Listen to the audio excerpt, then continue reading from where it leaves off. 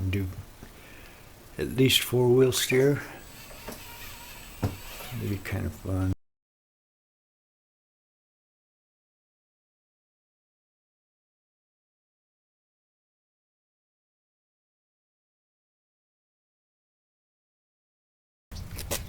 One car length away from the side of the patio with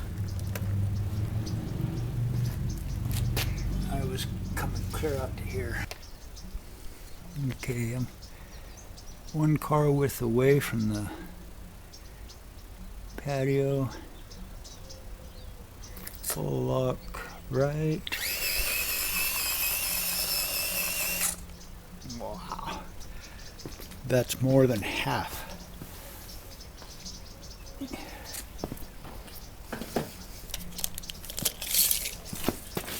see. It's approximately 29 inches. And before I was clear out here, which was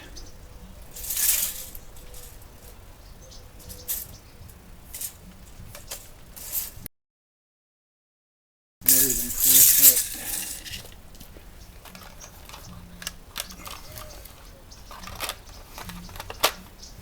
Full lock left.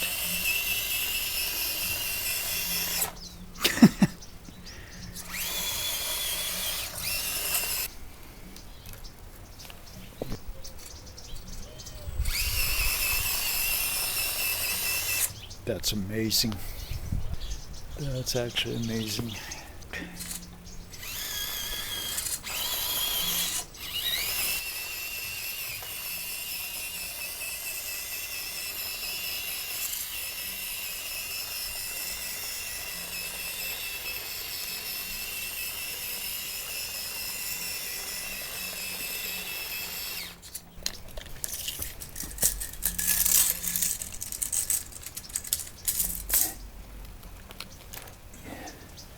So to the outside tire, full lock. Yeah. 30 inches outside.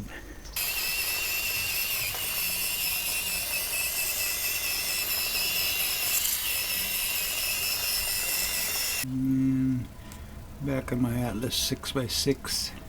I'm going to try to add rear steer to this. Couldn't find stock axles, but can buy the parts, front shafts, front hubs, a full screw set, just because on a servo I have package of links. On the Atlas, the front and back axles, the center section is the same. These unbolt, slide off, and then the front spindle, or yeah, that thing. And the axle shaft kit came with the 2 shafts that you need for turning. But yeah, the center sections are all the same. It just depends on what end is screwed onto it. And the internal axle shafts, which is pretty cheap. Whether I'm able to do this or not is all going to depend on the servo. These don't have it's a chassis mounted servo, so I have to find a way to get through the back. I pull the back end of my bed off where it hangs down. The front is, the servo spline is ahead of the axle, and the horn faces back, puts it about even with the front of the axle.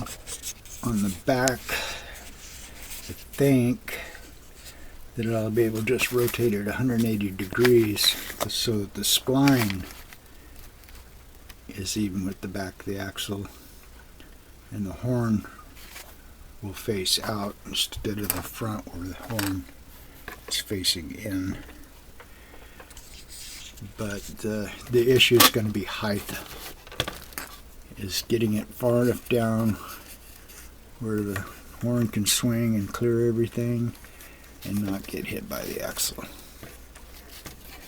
Like I said, this is just to see if it'll work better. I decided, instead of monkeying with this one and just keep it fairly stock, is I bought another FCX24. I'm going to build a 6x6 out of it. The only question on it is what I'm doing for a frame. Not this one. This one I'm leaving as it is. I've seen folks use a factory frame, cut it off and attach it to this. Yeah, it might get a little involved, I don't know. But I think I've seen more where people use the back or the Atlas frame. I think it might be easier to attach links to because you have this little drop down piece. You can still buy the frames, although I think you have to get them from China. There's not too many parts left out there for these. With the version 2, I was hoping that parts would become more available, but the new version 2 isn't even listed on the FMS site. It's an Amazon thing. I'm unsure if this is a legitimate factory supported version, the new version 2 Atlas 6x6. Anyway, so that's the main project I'm working on. Then I'm going to figure out what I want to do with this. If I can get this one built, it will be what I would consider a functioning crawler. But I think in the long run it might be cheaper to buy a second truck, and plus having exactly everything needed. Anyway, this project is pulling this back axle apart, converting it into a steerable axle. Will I have everything? See how that goes. Anyway, parts is parts. Okay, got the back axle apart, and my first issue is I'm short 2 bearings. The front axle has the 2 large bearings on either side of the ring gear and one at the end of the axle tube. This one has bushing on either side, but there's 2, the outer hubs. Always something. The bearings that slide on the axle shaft are not the same as the large bearing. I only did this a week ago and I forgot, but the inner bearing on the spindle is a 5x8 by 2.5. The same as a Traxxas number 2728. So I'm leaving the big bushing in there because to order I wouldn't see for probably a week. If you have full bearings and you want to keep full bearings, to do this swap you'll need an extra 2 bearings. Again, 5x8 by 2.5 ball bearing. Thought I'd mention on the front axle assemblies, the pin is driven in, not like in the back where you slip in and out. You have to drive the pin to one side to get the bearing on and off, and the gear, both sides. What I did is support the narrow end of the shaft and on the corner of the vise on the jaw, so that the end of the shaft is, can I zoom? Where that's fully supported close to the ball on the end. And then lightly tap it, trying to keep the axle shaft flat against the surface, and then tap it till it's flush to one side to get the bearing and gear off. Slide your new gear and bearing on, and then tap it back centered. That one looks a little off.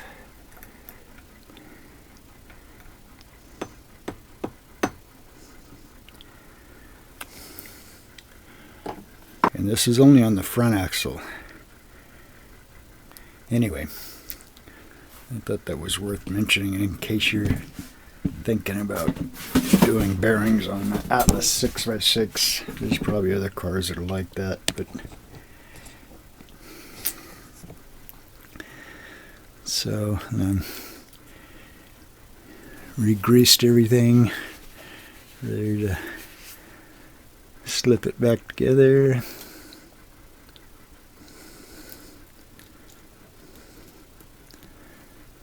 Put the cover back on, slide the hub and spindles back on the shaft, put the screws back in, and we'll have a steering axle. I will never do this again. This little Atlas is, it's a pain. The axle was pretty easy.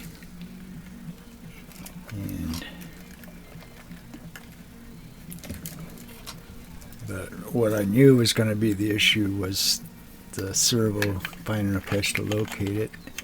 I must have played with this for about 2 hours, just trying everything in the world.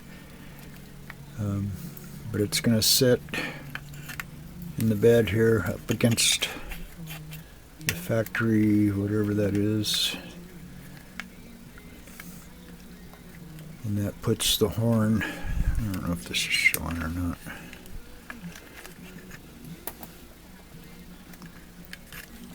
Let's see.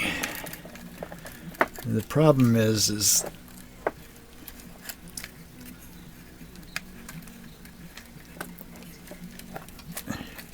there's just, the frame is kind of close in the back, so getting travel and then I don't even know how to explain it, routing the links so they didn't interfere with stuff. It just didn't lend itself to trying to duplicate the front as far as the spacing. But this is actually working.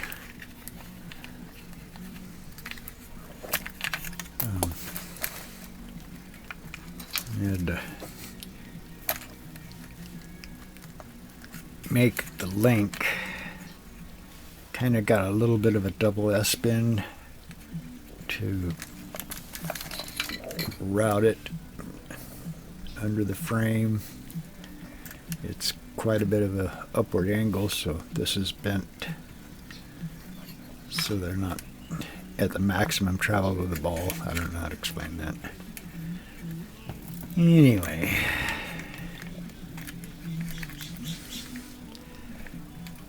and all of this is semi-temporary because for right now I'm just running a Y, so it'll be full-time steer. I have a 4-channel receiver, so if I can find a radio that'll pair with it, one of my other radios maybe. The thing with rear steer, especially on this, it would be nice if it wasn't full-time. You're climbing up something, you want it to turn, but you don't want the back end to start swinging around, and especially like if you're on a ledge or something. but I can't do that with the stock radio. It has a channel 3 button, but it's basically an on-off, which, without getting silly, like have this control the power wire and the servo still connected, kind of like you do a BEC, but anyway.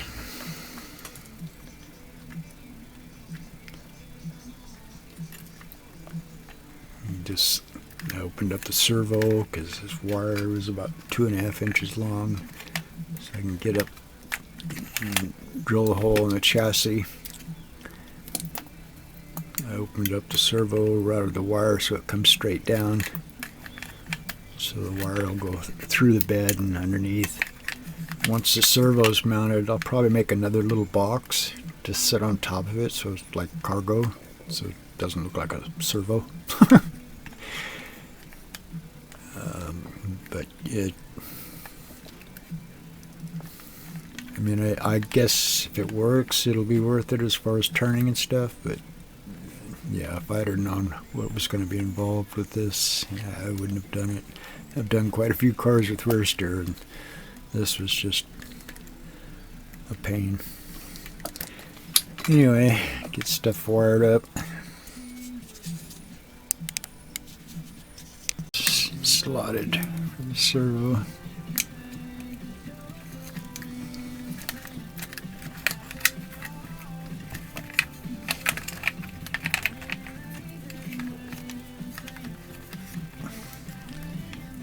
Not sure if a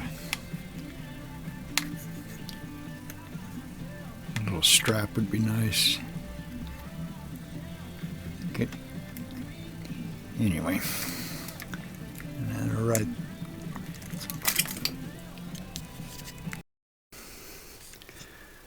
Okay, so let's see, because I took some footage last week and I climbed up to the top of this, and it took me a 7-point turn.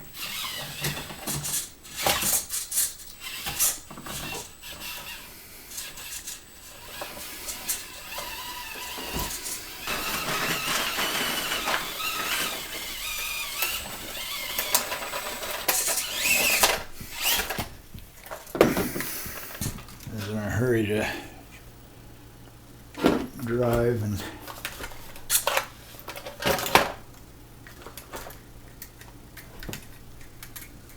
kind of hog-wired this together.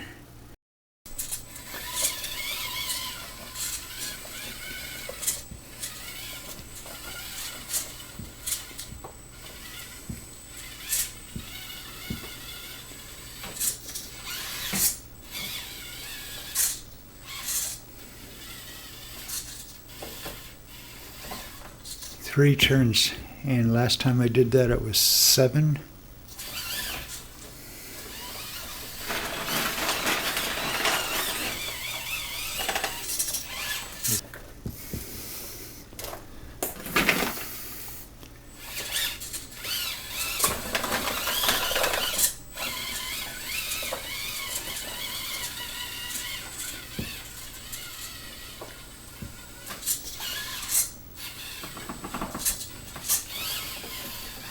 Oh, was that 2? Anyway.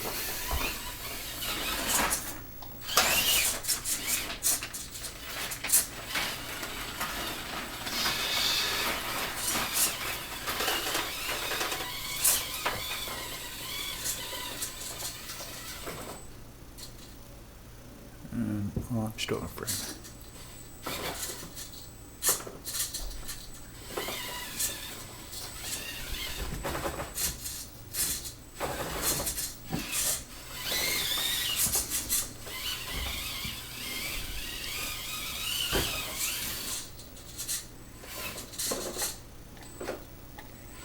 That's what I was wondering about, because half the time the back axle is up in the air when it's climbing over stuff.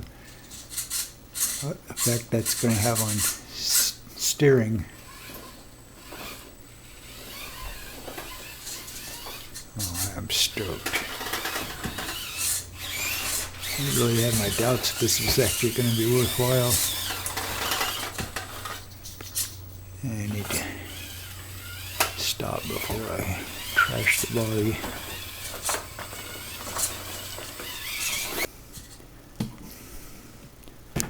I'm not sure.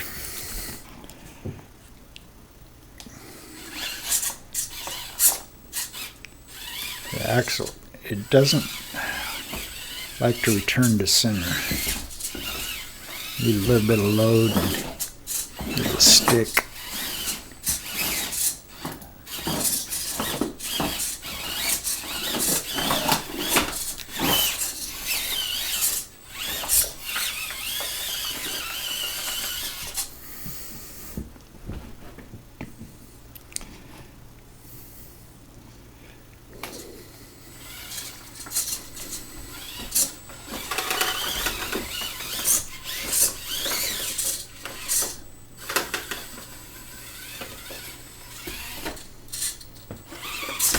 You have to pay attention to where you're going.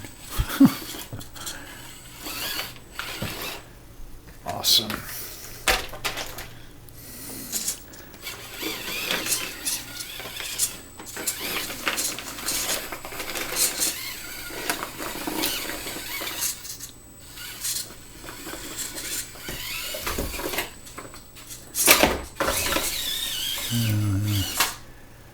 Okay, I'm gonna rip the body off.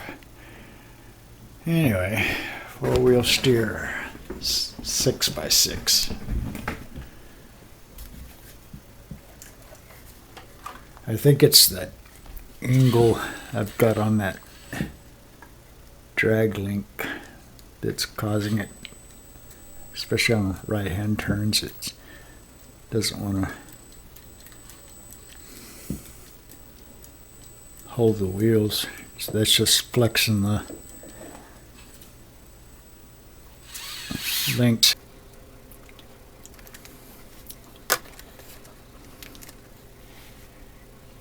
Okay, in conclusion, definitely worth it as far as driving.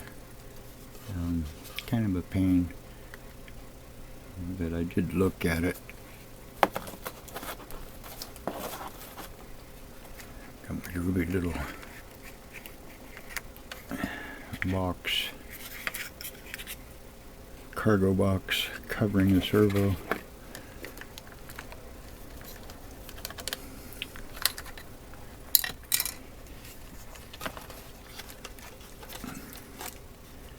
I hope that this shows.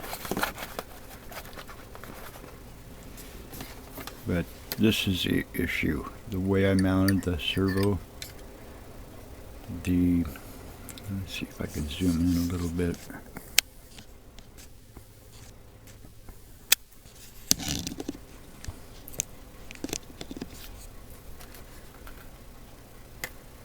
The angle of the drag link is pretty severe front to back. It's about 1/2 inch, 5/8 offset, but it's also going, I'm not going to be able to show that, it's also going up that much. So that much angle translates into a lot of movement of the tires without this moving at all, really. So it's easy for the tires to turn, but I realized, which I don't know why I didn't see it, if I would have mounted, probably because I didn't want to cut any more than I needed to, if I would have cut this flange, I could have slid the servo all the way forward with the ears on this side, would have gotten rid of this front to back angle, and Looking at it,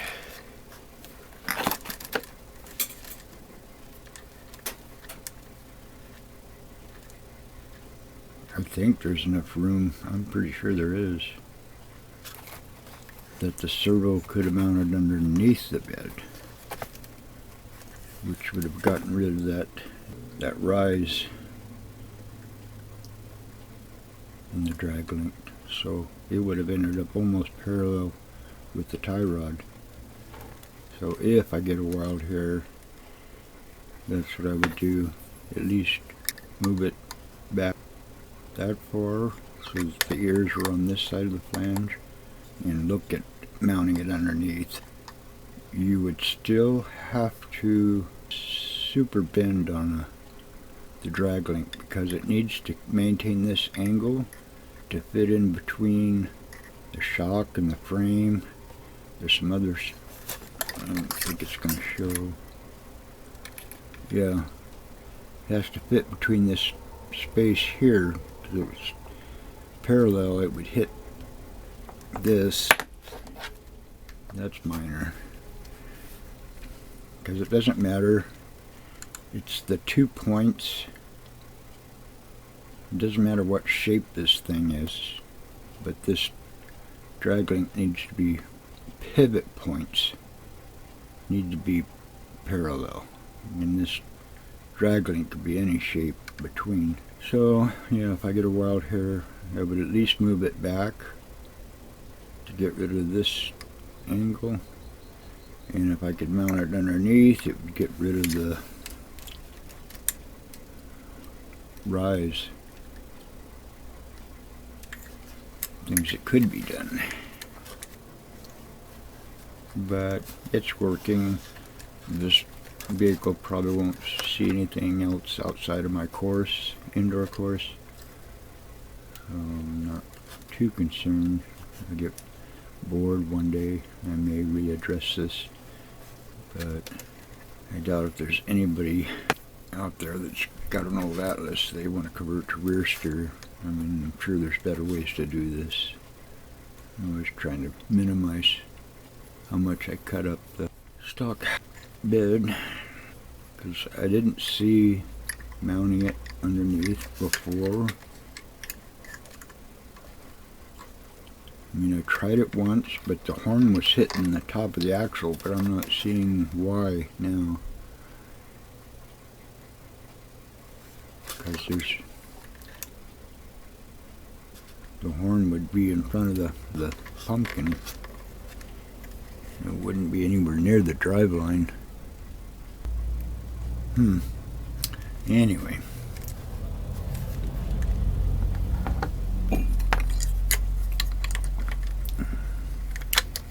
And anybody else wouldn't have this to contend with, because I extended the bed, which I don't remember what the original cage, and there was that brace for the spare tire right here. So there might be some other considerations on a stock one.